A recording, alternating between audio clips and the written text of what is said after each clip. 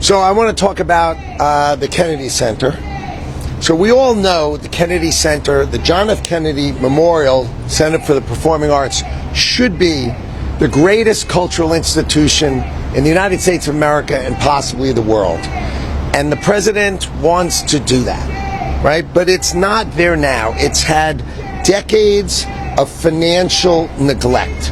And the reason that happened is because Congress is good at a lot of things, but what they're not good at is putting out a little bit of money every year to renovate and restore a building. They're just not good at that. 10 million, 20 million necessary to fix this or fix that. They're just not good at that.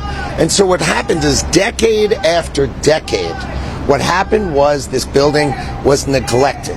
And so if we walk into it now, it feels like we're going back in time, right? It's just not beautiful. It's just not extraordinary. And the president set out to solve that. So in the One Big Beautiful Bill, the president was able to put $257 million in the One Big Beautiful Bill because he would restore it. He would restore the building to its glory and its greatness and make it the greatest cultural institution in the United States of America. Right? That's what he set out to do. And he's doing it for the American people. Because if it takes years to renovate this building, and it will take 2 years to renovate it, he's not doing it for himself. Maybe he'll be here and be the president for the grand opening. But other than that, this is for America. This is to create the greatest institution in America. The building is dangerous. People say, oh, don't overstate that it's dangerous. Look, there are chunks of concrete falling off the ceiling in the garage. When it fell off last time at 4 o'clock in the morning, okay, you clean it up in the morning. But if it fell on somebody, that would be an unmitigated disaster. And if it falls on cars when you're in there, that will close the institution and create a horrible event. So this building needs to be renovated and restored. Now the board did the right thing. What they did is they hired experts. They hired JLL and the Delta Group, two experts, to spend time and effort to analyze these buildings. And what they came back with is there's $257 million would be enough money to completely renovate and restore the building if President Trump was the construction manager. If he agreed to do it, we could get this done. But if he didn't agree to do it, what would we do? The board would have to hire a construction manager, spend them tens of millions of dollars, and the building would, of course, run over time and over budget. Okay, so the president, if he's willing to do it, it can get done in these 2 years for the $257 million. But if they didn't do that, right, and we did it if the Kennedy Center sort of did it in a piecemeal basis, they also did an analysis that's saying, let's say we keep the big building open. Now, let's understand something for a minute. The building there's a main building, and there's the new expansion, which was called the Reach. But the Reach is new. So the Reach is great. The Reach is not closing. There's no discussion about the Reach closing. The Reach is going to stay open so the Kennedy Center can keep providing, all of its performances and all of its, agenda. But it will do it in the Reach building, right? And the center will move the memorial into the Reach building so that it will always stay a memorial during this period of time when the main building is being restored. These experts analyzed that if they tried to restore this building piecemeal, this section first, and this section second, and this section third, it would take 4 or 5 years, cost $400 or $500 million, which the board does not have. Right? And then why would the president agree to work on a restoration where he's going to be the president for the next 2.5 years and then he's leaving? So what's he going to do? Do half of it? I mean, it's ridiculous. So he wouldn't be involved.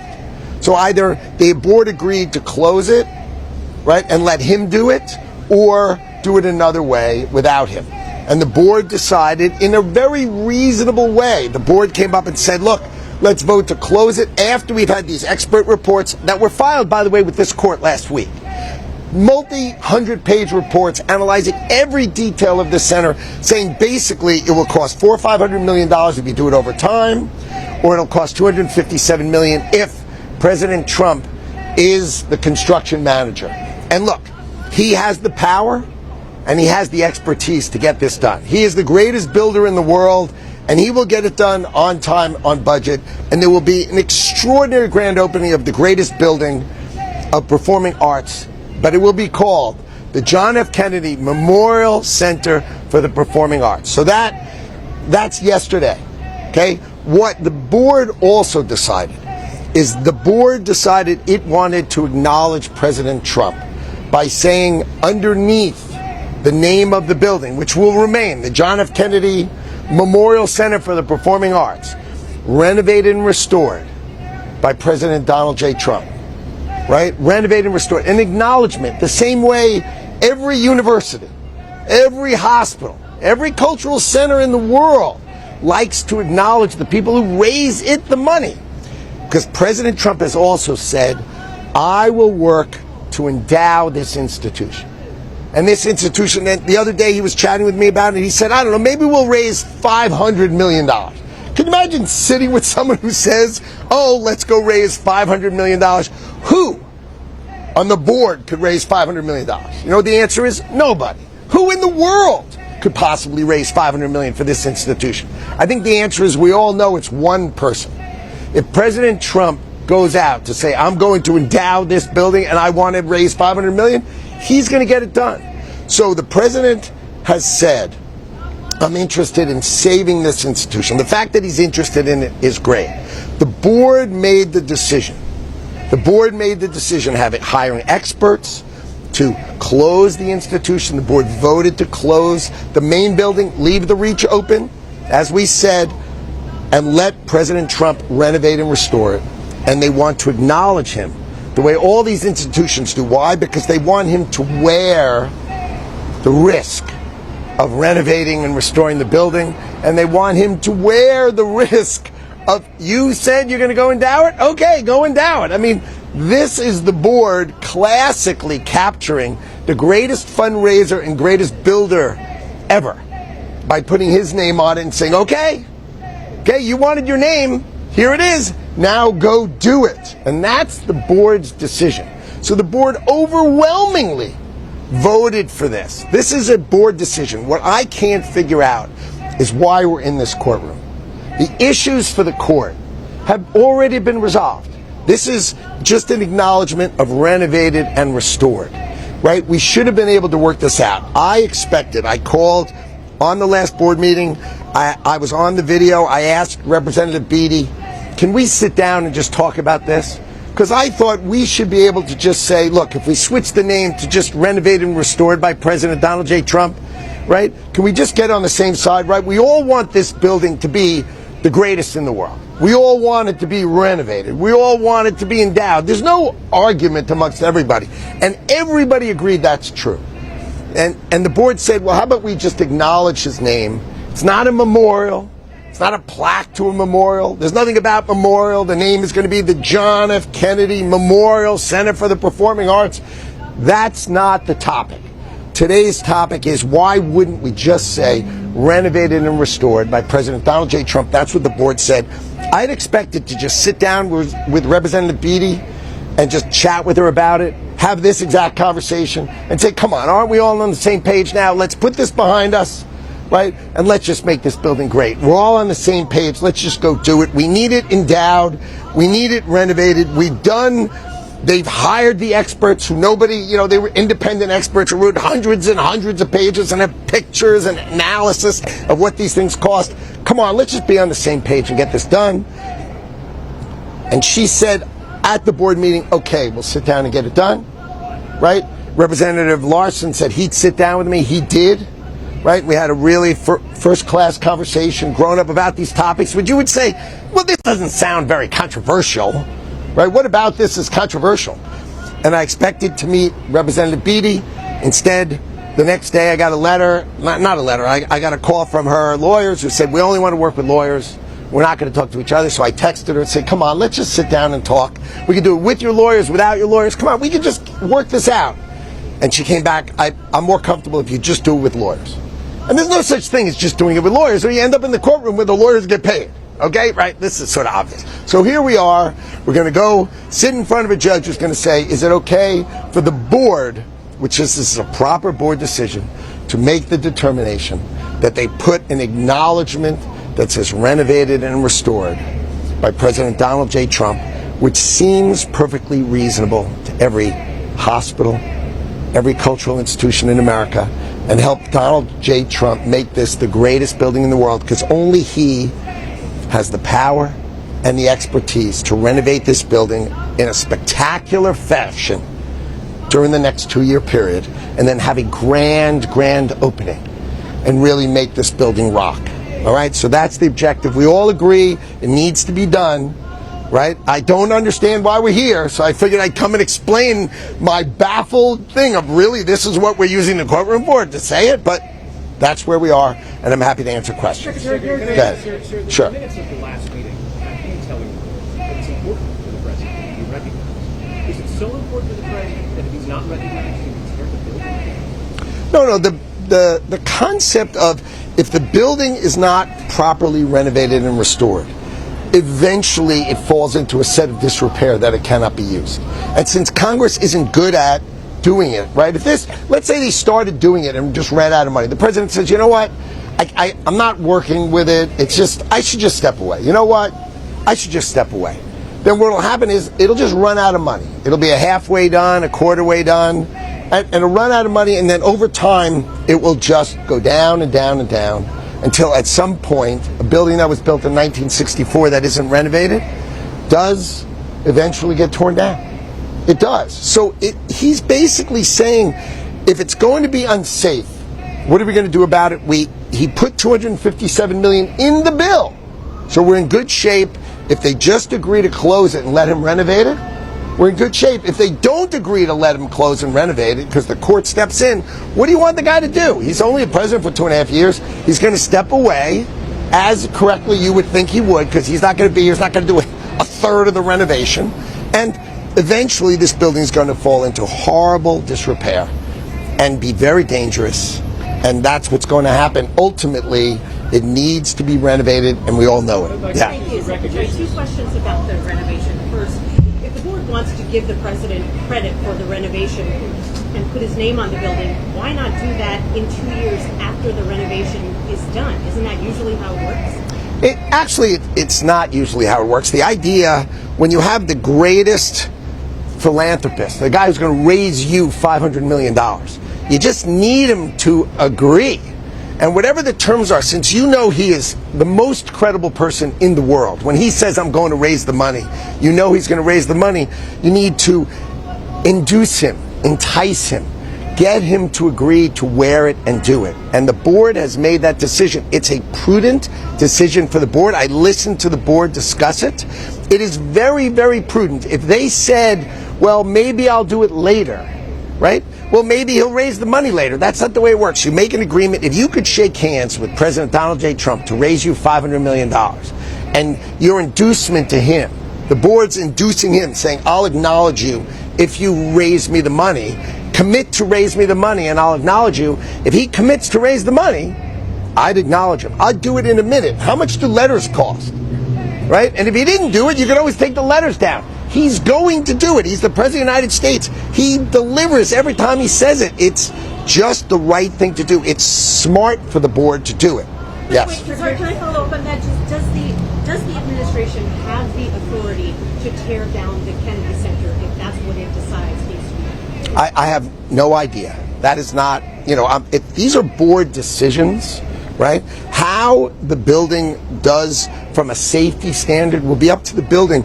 Right now, we expect, the board has voted overwhelmingly to keep the Reach open and close the main building and let Donald Trump restore it. So that has been done by this board. So unless this judge blocks it and sort of creates a harrowing decision for the Kennedy Center, right? That's what's going to happen. This building is going to close, and President Trump's going to renovate it. And if you want him to renovate it and you want him to endow it, and the endowment is the key, because the Congress can't give money for its operating losses. And this building has lost $100 million a year. This business has lost $100 million. No one thinks the Kennedy Center is like a profit-making enterprise, right? You have the unbelievable asset of the National Symphony Orchestra, right? The NSO is amazing, but it loses money every year, okay? Because you can't have like the world's great, right, symphony orchestra and expect it that it's making money. So who's going to put up that money? Congress does not write operating checks. So President Trump has said, I will endow this center. So it is extraordinary forever. And we made a deal, by the way, to keep, if we close the main building, to help the NSO travel this country and have the world see how amazing this orchestra is. So we made a deal with them. They were in my office when we made the deal, and the leadership started crying because they didn't know how much the president loves them and respects them. And when we told them how much he loves and respects them, they were so happy because he said, we're going to endow this institution and you're never going anywhere. And that matters. Yes. Secretary Gary Rosenbach from NBC News here. Question for you. What exactly is your role as it relates to the Kennedy Center? Looking through the minutes of the last Kennedy Center board meeting, it felt like you were sort of running the meeting. So two things. So the Commerce Department has in it the International Trade Administration. And under the International Trade Administration is the National Travel and Tourism Office. So tourism is under commerce. And you guys saw us in FIFA. I mean, we had massive commitment for tourism for FIFA, and it was rocking, right? We brought the world here. The world loved it. We made sure that visas and travel and all these things sort of went flawlessly. You never heard anything because you saw the greatest set of tourism ever. So I care about tourism. The Kennedy Center needs to be the greatest performing arts center in the world because I need the center of tourism for performing arts to be right here. I need this to be the center, the heartbeat. And so I care about the Kennedy Center for Tourism. And so I care, number one. And number two, as you all know, the president asks me to help him out all the time on all sorts of things. And so when he said, will you help me out on this, right? The answer was, I sat with him and said, what can we accomplish? I sat with the board to say, what can we accomplish? I tried to sit with all the people who were against it and try to sort it out so we can go positively to, number one, we want the Kennedy Center to be the greatest performing arts center in the country, and we want it to be glorious and gorgeous and amazing, right? Number two, the name should be the John F. Kennedy Memorial Center for the Performing Arts. And number three, we should acknowledge President Trump if he's going to be the reason that this institution gets $750 million. Acknowledging him sounds like a good idea. The board has agreed. Right? And I just wanted to do just like I'm doing now, have a reasonable discussion, a reasonable explanation. Doesn't sound like you're not going to walk out here and say, wow, that was really controversial. Imagine what the secretary said. He basically said things that were basically right down the middle. Let's renovate the heck out of this building. Let's make it glorious and make President Trump, if he's willing to run this as the construction manager, thank the Lord. And number two, if we acknowledge him and he raises us $500 million, wow, is that the greatest deal ever? Yes. President Trump's hosting an event in the Oval Office right now and signing an order on renaming Lake Ontario. This is after those talks collapsed. You were involved in those talks. Yes. There's been some reporting of what role you played, didn't play. What do you think ended those talks last Friday? All right, I met with their Trade Minister LeBlanc at least 10 times in the last month. I spoke to Mark Carney twice in the 24 hours before this ended. Twice. I have texts back and forth with Mark Carney. I have a long-standing relationship with him from when he worked at Goldman Sachs way back when, let alone when he was at the Bank of England. So I've known him a long time. So it's easy for me to communicate with him, right? Canada has the best trade deal in the world before we started. We negotiated, and Canada was going to have the best trade deal in the world. And what happened was that Canada walked away. We had a deal. We shook hands. The president announced it, right? Everybody was positive. Canada made the decision for political purposes. They wanted to walk away. This is politics only. If you think I ever said the words French, do I care about how the Quebecois speak? I mean, what could matter less to America? We don't care. So the fact is, we never brought those words up. This is manufactured, and that's why the president put out a truth saying it was a complete lie. right? It was manufactured. So there's the Sovereignty Party trying to run, and they're in the lead in Quebec. And so this was Mark Carney manufacturing something that would try to keep them from winning. And then you have Alberta has an independence resolution. These are elections in October. So he's making this a political thing for Canada. And my guess will be, as soon as his elections are over, you're going to see a plane full of Canadian negotiators flying down and go, come on, we'll give it to you before your election. We're just being used by them, right? That's what happened. That's why it ended. It didn't happen for math. The math was sensational. It was a great deal that we shook hands on. They said that you did not want to extend the tariff relief to medium and heavy-duty trucks. Specifically, was that Well, the words medium and heavy-duty trucks were raised in these trade negotiations at Friday at 4 o'clock. Never. Like I just said, I met with LeBlanc 10 times. I spoke to Carney twice. These were not raised. These were not part of it. This is a different thing. This is medium and heavy trucks. This isn't what you and I drive. This is on like an F450. You go, I know what an F-150 Ford is. What's an F-450? Oh, it has 2 wheels on the back. And you're like, well, who sees those? Like, what is that? That's a construction product. That's it's a whole different category. It was never raised. These were things they put in order to make it end. You know, when someone doesn't want the deal, they make up and say, oh, I'll do the deal with you only if you wear green. And you're like, but I'm not wearing green. You say, oh, sorry, it's not going to work out. It was nonsense. Yes. On topic, just for clarity, when would demolition begin if this case does not go well? Demolition is the papers that went in were basically saying if you don't renovate this building, right, if you just leave it be, that eventual is going to be the outcome. If you don't renovate a building, right, and things start falling off, it's going to close. And once it closes, you either put up the money to fix it or you don't. So, but fortunately, the board has voted to close it. The experts have analyzed it, right? And this court will allow it to be closed, and it will be fine. The president will renovate it. This will be beautiful. It's just what was pointed out by the court papers was, what if you do nothing? And bad things happen, but they're not going to happen on Thursday. No one's saying it's happening on Thursday. It's just an eventuality, but that's not going to happen. It's not a deal breaker for the president. It's not a deal breaker if he doesn't get his name on it? Oh, I don't know. If the decisions by this court overrule the board, then the president will decide if he can't do business with the board how he wants to have his time. So let's just go through something for a second. The president works all day, every day. And there are 2 things that he does for enjoyment. He plays golf on the weekend, and he builds. He loves to build. So why are we talking about this? This is what he enjoys. So late at night, 11 o'clock at night, he calls me and wants to talk about things he's building because it's fun for him.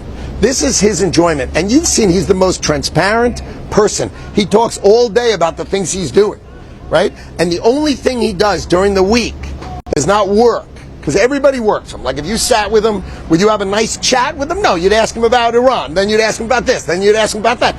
Everybody does that. And the one thing he likes to do during the week is construction. So I am helping him so he can enjoy constructing the Kennedy Center. That's all the time we have. I'm sorry.